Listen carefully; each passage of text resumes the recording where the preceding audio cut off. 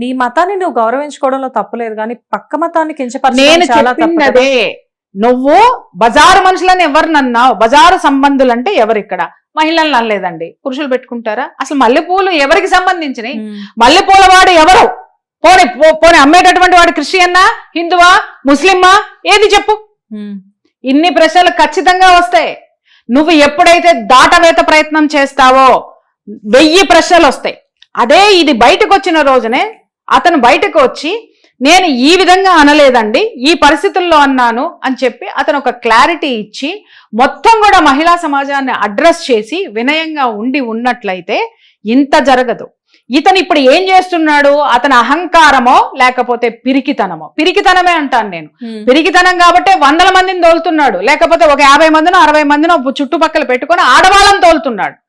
అరే నువ్వు ఏమన్నావు? నీ స్థితిలో ఆడవాళ్ళు ప్రభువుకి సంబంధించినంత వరకు పవిత్రమైనటువంటి ఆత్మల్ని రోడ్డు మీదకి ఎందుకు పెడుతున్నావు నువ్వు? ఆత్మల్ని రోడ్డు మీద పెట్టి మమ్మల్ని ఎందుకు తిట్టిస్తున్నావు నువ్వు? వాళ్ళ నోట్ల ఈ పరుష పదజాలం ఎందుకు వస్తుంది? నువ్వే నేర్పినావా మిస్టర్? ఒకటి. ఇంకొక విషయం, అసలు వీళ్ళు చదువుకున్నారా మాట్లాడేటటువంటి వాళ్ళు? వీళ్ళు పెట్టేటటువంటి థంబ్నెయిల్స్ కానీ, వీళ్ళు మాట్లాడేటటువంటి వీడియోలు కానీ రేపు పొద్దున చట్టరీత్యా వీళ్ళు ఒక్కసారి ఇరుక్కుంటే వీళ్ళ పరిస్థితి ఏంటో వీళ్ళకి తెలుసా? వీళ్ళు ఏమనుకున్నారు? ఏసయ్య కాపాడుతాడు లేకపోతే శాలం రాజు కాపాడుతాడు అని. ఏసయ్య అయినా శాలం రాజు అయినా ఏ దేవుడైనా పరనింద అనేటటువంటి దాన్ని మొయ్యమని లేకపోతే ఉయ్యమని ఎవరు చెప్పినారు? చెప్పండి చెప్పండి. క్షమిస్తాడా? ఇదే మీరు నేర్చుకుంటున్నారా? ఒకటి. రెండోది ఏంటంటే ఎక్కడ చూసినా కూడా స్త్రీలని ఒక ఘోషాలో పెట్టే ప్రయత్నం చేస్తున్నాడు ఆయన. ఎలా మ్యామ్? అతని మాటలతో కదా, భార్య అలంకరణ భర్తకి సొంతము, అధిక అలంకరణ మనకి సరికాదు. నువ్వు ఈ రెండిటికి చెప్పిన తరువాత ఎంతసేపు అతని యొక్క ఇష్యూస్ మొత్తం వినండి, అతని ప్రార్థనలన్నీ, ఇవన్నీ వినండి. నువ్వు ఏదన్నా చెప్పు, స్త్రీ దగ్గరికే వస్తాడు. అక్కడ భార్య ఎలా ఉండాలి చెప్పావు, బాగుంది. భర్త దగ్గర ఏ విధమైనటువంటి చెడు మాటలు మాట్లాడకూడదు, పిల్లలకి భర్త గురించి చెడు చెప్పకూడదు. మరి నువ్వు భర్త తాగుబోతుగా ఉండద్దు, తిరుగుబోతుగా ఉండద్దు, ఇంకొకటి ఉండద్దు అని చెప్పినవి ఎన్ని ఉన్నాయి? భార్యకి నువ్వు చెప్తున్నావు అలా ఉండాలి. ఎంతసేపు విమెన్ని టార్గెట్ చేసుకుంటూ ఒక బానిసపరమైనటువంటి నేచర్లోకి తీసుకెళ్తున్నాడు అతను. అది ఎంత డేంజరస్ చెప్పమంటారా? ఉమెన్ తన అస్తిత్వాన్ని తాను కోల్పోయి ఉన్మాదుల కింద తయారవుతారు వీళ్ళు. అంటే మేమిదే అనేటటువంటి స్థితిలో వాళ్ళని పెట్టేశారు. ఇంత అధునాతనమైనటువంటి ఈ శాస్త్రీయంగా పురోభివృద్ధి సాధించినటువంటి మనము ఇతనేమంటాడు? అధిక అలంకరణ వద్దు, సోకులు మనకొద్దు, ఇంకొకటి మనకొద్దు అని అంటాడు. ఇతని వయసు ఎంతో నాకు తెలియదు, ఎంగేజ్ లోనే ఉన్నారు కదా. అతన్ని సోదరుడుగానే నేను భావించి అడుగుతున్నాను. మీ ఇంట్లో ఆధునిక అలంకరణలకు సంబంధించిన సామాగ్రి నీ ఇంట్లో ఏమీ లేదా? చెప్పండి. అతను తలకు వేసుకునే హెయిర్ డై అధిక అలంకరణ కాదా?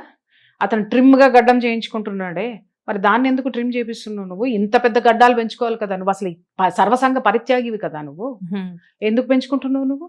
ఆ కళ్ళ అద్దాలు వాటి కాస్ట్ ఎంత? మామూలుగా లీస్ట్ కాస్ట్ పెట్టుకొని నువ్వు నడవచ్చు కదా. నీ కార్లు ఎందుకు నడుస్తున్నావు? సిటీ బస్సుల్లో తిరగచ్చు కదా. ఎందుకంటే ప్రతిదీ ప్రభువుకి అంకితం కదా నువ్వు. ఇంకా ట్రోల్ చేయండి, ఎన్ని ట్రోల్ చేస్తే అన్ని అక్కడ ఉండాలో అక్కడ ఉంటాయి. ఇవన్నీ మీరు మాట్లాడుతున్నప్పుడు నువ్వు ఫాలో అయ్యేదేంటి మిస్టర్?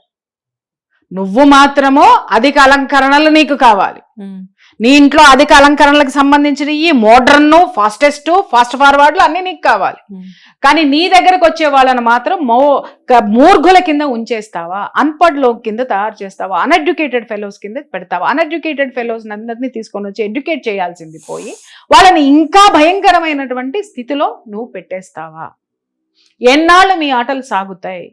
మొన్న ఆడెవడో మాట్లాడుతున్నాడు, ఆడవాళ్ళు బొట్టు పెట్టుకుంటారు, మీ హిందువుల్లో మగవాళ్ళు పెట్టుకుంటారు, ఆడవాళ్ళ బొట్టు అదేంటి 5వ తనం అని అంటారు, మరి మొగుళ్ళు ఉన్నారు, మరి మీకు ఎవరురా మొగుళ్ళు అని నేను అడిగి చెప్తున్నా. మా మగవాళ్ళు మీకు మొగుళ్ళు రా, వాళ్ళు మీకు మొగుళ్ళు.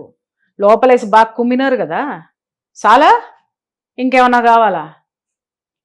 ఎంతవరకైనా కొంతవరకు మాత్రమే ఓర్పు ఉంటుందమ్మా ఎవరికైనా. నేను పెట్టుకునే బొట్టు, అరే పూజ పునస్కారాల్లో పెట్టుకునేటటువంటి బొట్టు వీళ్ళకి ఏం తెలుసు? నువ్వెక్కడున్నావు? నువ్వు వీళ్ళందరినీ అడుగుతున్నా, మీరు ఎక్కడి నుంచి ఊడిపడినారా? ఎక్కడ జెరూసలేం నుంచి ఏమన్నా వచ్చి ఊడిపడినారా? భారతదేశంలో పుట్టి, భారత సంప్రదాయంలో పుట్టి, ఈ సంస్కృతిలో పెరిగి, అరే మీరు నిర్లక్ష్యానికి గురైనప్పుడు అక్కడ ఉద్యమం చెయ్యండి తప్ప ఒక మతం మీద ఉద్యమం మీరు బతకడం కోసము. ఇంకా చెప్పాలంటే వీళ్ళ దౌర్భాగ్యాలు, దాష్టికాలు మా దగ్గర వందల కొద్ది వీడియోలు, వందల కొద్ది ఉన్నాయి. వీళ్ళు ఎలాంటి స్త్రీల పట్ల ఎలాంటి భయంకరమైనటువంటివి చేస్తున్నారో, ఇవన్నీ తీసుకెళ్లి ఎక్కడ పెట్టాలో అక్కడ పెడతాం. పెట్టకుండా మేమే ఉండం.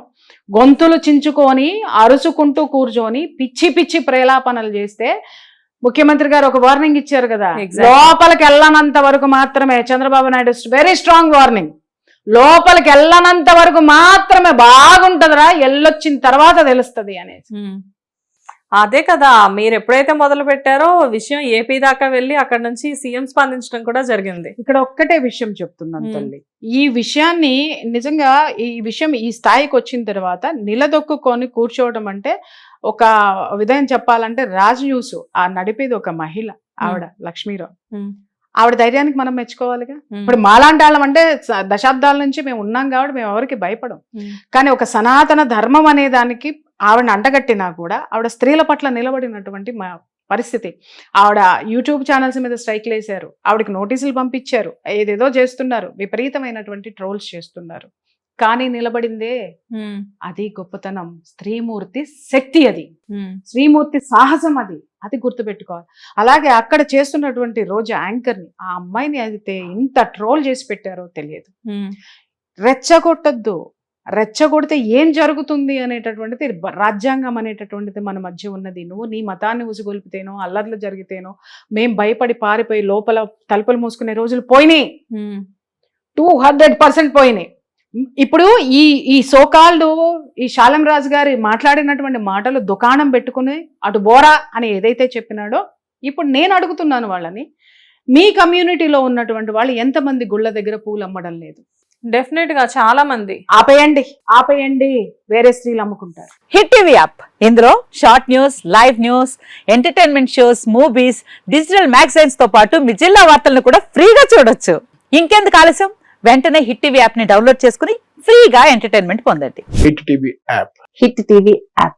Please download hit TV app. Hit TV app ని ఫ్రీగా డౌన్లోడ్ చేసుకుని ఎంజాయ్ చేయండి. మీకు నచ్చిన ఎంటర్టైన్మెంట్ కోసం హిట్ టీవీ యాప్ ని ఫ్రీగా డౌన్లోడ్ చేసుకుని ఎంజాయ్ చేయండి. హిట్ టీవీ యాప్ ని డౌన్లోడ్ చేసుకుని ఆస్వాదించండి, ఆశీర్వదించండి. ఇంతమంది సెలబ్రిటీలు హిట్ టీవీ యాప్ ని డౌన్లోడ్ చేసుకోండి అని చెప్తున్నారంటే ఎంత మంచి యాప్ ఆలోచించండి.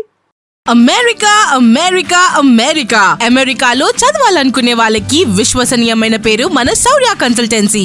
UK లో 1 year masters, UK లో 1 year masters, 2 years work permit up to 5 years visa. Contact Saurya Consultancy. Contact 89851 89851.